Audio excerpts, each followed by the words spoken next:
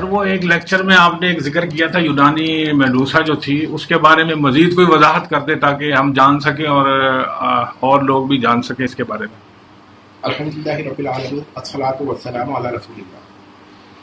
یہ اسلام اور جب ہم تقابل کرتے ہیں مختلف مذاہب مشرکہ سے یا تعدد آلیہہ دین میں پولیتھیزم سے، تو اس طرح کی باتوں کو جاننا چاہیے اور پتہ چلے کہ اسلام میں کیا ہمیں فائدہ ہے، کیا ہمیں اللہ تعالیٰ نے نعمت دی ہے. تو یونانی مذہب میں بہت سارے خداؤں کا تصور ہے اور خدائے مطلب گاڈ اینڈ گاڈیسز. تو اس میں ایک ان کا دیوتا ہے زوس یا زیوس آج کل کہتے ہیں زوس عربی میں. تو زوس جو ہے ان کے نزدیک وہ ان کا کنگ آف گاڈز ہے. تو اس کے بہت سارے بچے ہیں، ان میں سے ایک ہے اتھینا یا اتھینا. اتھینا جو ہے وہ بغیر ماں کے پیدا ہوئی ہے، ڈائریکٹ زوس سے. اس کے سر میں درد ہوا، اس نے اپنے سر پہ کیا کہتے ہیں ایکس کو لگایا تو اس سے اس کا سر پھٹا اور اس سے سر سے، لیکن اس کو کوئی تکلیف نہیں ہوئی کیونکہ وہ سر دوبارہ جڑ گیا. اب وہ جو ہے کیونکہ صرف باپ سے پیدا ہوئی ہے تو اس کو شادی سے یا اس قسم کا کوئی اس کو خیال نہیں ہے، اور ایک لڑاکو قسم کی ہے، یعنی کہ ایک طرح سے سمجھے کہ ویریئر ہے، گاڈیس آف وار ہے. تو اس نے اپنا ایک جو مندر بنایا تو اس میں اس نے یہ شرط رکھی کہ اس کی جو پجارن ہوگی، اس کی جو عابدہ ہوگی، وہ شادی نہیں کرے گی اور مردوں سے دور رہے گی. تو ایک تھی لڑکی مدوسا. مدوسا جو تھی یہ بہت حسین تھی اور اپنے وقت میں اس کے بارے میں جو میتھ ہے، کوئی مذہب نہیں ہے، کہانی ہے کہ یہ مذہب ہے، سوری یہ کوئی حقیقت نہیں ہے میرا مطلب. تو یہ آپ دیکھیں کہ اتنی حسین تھی کہ اس سے یونان کا ہر شخص شادی کرنا چاہتا. لیکن یہ کیونکہ اتھینا یا اتھینا کی پجارن تھی یا اس کی عابدہ تھی، لہٰذا ہوتا کیا تھا کہ یہ کیا کہتے ہیں شادی کسی سے نہیں کرتی تھی تو اور اس کی ہی عبادت یا پوجا کرتی رہتی تھی. تو ایک دفعہ کیا ہوا کہ جو اتھینا کا یا اتھینا کا چچا ہے پوسائٹن، یہ اس کے باپ سے بڑا ہے یعنی کہ زوس سے. اس نے اس کی طرف ایڈوانسمنٹ کیا کیونکہ بہت حسین تھی. تو اس نے کہا بھائی کہ میں اس کو ایڈوانس کر کے اس کی عزت پہ ایک حملہ کرتا ہوں. تو یہ جو ان کے گاڈ اینڈ گاڈیسز ہیں یہ ظلم بھی کرتے ہیں انسانوں پر اور اس کا خمیازہ بھی انسانوں کو ہی بھگتنا پڑتا ہے. تو یہ جب اس نے حملہ کیا تو یہ اپنے بچاؤ کی خاطر اس مندر میں آ گئی جو اتھینا کا تھا یا اتھینا کا تھا، اور وہاں پہ جا کر اس نے اس سے مدد مانگی کہ بھائی مجھ کو ہیلپ کر دیں میری، کہ یہ میری عزت لوٹ رہا ہے، میرے ظلم کر رہا ہے میرے اوپر، آپ مجھے بچائیں.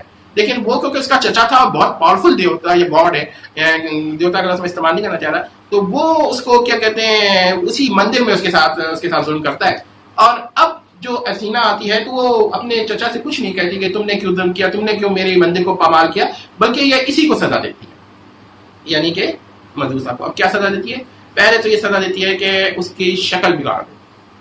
اس کے بعد اس کو ایک ایسے جزیرے پہ بھیج دیتی ہے جہاں پر وہ کیا کہتے ہیں کوئی آدمی مرد اس کو دیکھ ہی نہ سکے. تیسری اس کے ہر بال کو نا ایک سانپ بنا دیتی ہے، اور این ممکن ہے کہ اس میتھولوجی کے حساب سے دنیا میں جو بھی سانپ پایا جائے وہ اسی کے ٹوٹے ہوئے بال. اور چوتھا ظلم اس کے ساتھ یہ کیا کہ جو اس کو دیکھے وہ پتھر کا بن جائے.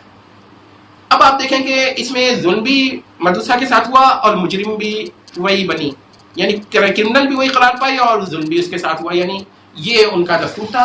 تو اب اس کی کہانی یہ ہے کہ آخر میں اس کو قتل کیا جاتا ہے، اور کس طریقے سے جس نے قتل کیا ایک دم میرے ذہن سے نام نکل گیا ہے، وہ بھی بہرحال اس کا بھائی بنتا ہے، کیا کہتے ہیں ہرکولس کا. تو آپ صرف یہ دیکھیے کہ اس کے ساتھ کتنے ظلم ہوئے. اس کو قتل بھی کیا گیا، اس کو مارا بھی گیا، اس کے سر کو مرنے کے بعد بھی دفن نہیں کیا گیا بلکہ ہاتھ میں لے کر جس کو دکھاتے تھے وہ پتھر کا بن جاتا. مطلب یہ کہ ظلم کیا گیا اور اس کے باوجود یہی مجرم قرار پائی، حالانکہ اس کو تو ہیروئن قرار پانا چاہیے تھا، اس کے ساتھ تو ظلم ہوا ہے. اچھا دوسری ایک بات یہ کہنے کی تھی کہ اتھینا نے ایک اور بھی ظلم کیا تھا کہ ایک لڑکی سے اس کی کانٹیسٹ ہوا کہ وہ زیادہ اچھا کپڑا بنتی ہے کہ اتھینا بنتی ہے یا اتھینا. تو اتھینا نے جو بنا تو اس سے اس لڑکی نے بہتر بنا ہوا تھا، تو اس نے اس لڑکی کو مکڑی بنا دیا. اب ان کے میتھولوجی کے حساب سے آج کل دنیا میں جتنی مکڑیاں ہیں اسی لڑکی کی طرح وہ کیوں بنا دیا کہ بنو جالا، وہ جالا بڑا اچھا بنتی ہے. تو میرا مطلب کہنے کا ہے کہ آپ دیکھیں کہ اسلام میں اور مشرکانہ مذاہب میں کتنا فرق ہے. تو نظر پڑے گی تو آپ کو اپنی خوبیاں نظر آئیں گی، ورنہ اتنا آئیڈیا نہیں. اسلام جو ہے ایک نعمت ہے. ہاں اسلام ایک نعمت ہے ہمارے لیے، اس لیے جاننا یہ ضروری ہے. بالکل ضروری ہے کہ کیا کہتے ہیں ہندو حضرات کیا کہتے ہیں، پرانے میتھولوجیز کیا کہتی ہیں.